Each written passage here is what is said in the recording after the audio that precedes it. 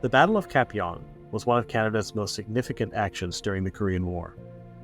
From April 24th to 25th, 1951, Canadians, alongside Australians, New Zealanders, British, and American troops, stood astride a valley some 90 minutes from Seoul.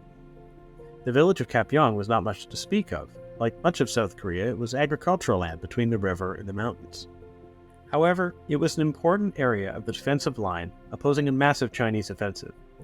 Sometimes called the Spring or Fifth Phase Offensive, through late April, hundreds of thousands of Chinese troops launched a major offensive with the aim of recapturing Seoul and destroying South Korean, American, and United Nations units. In early 1951, the forces of North Korea and its Chinese ally who had come into the war were in retreat, but they counterattacked in April, the so-called Spring Offensive. This was aimed at a breakthrough in Central Korea, leading to the South Korean capital, Seoul, and the Kapyong Valley was along one of the main routes.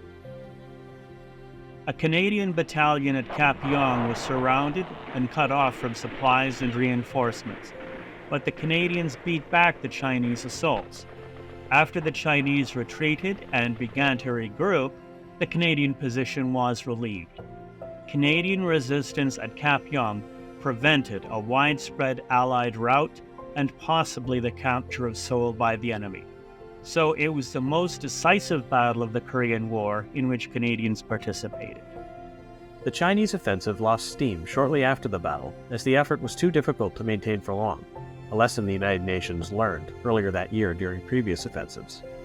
The Canadians, Australians, New Zealanders, and Americans later received a U.S. presidential unit citation that the Patricias still wear today on their uniforms.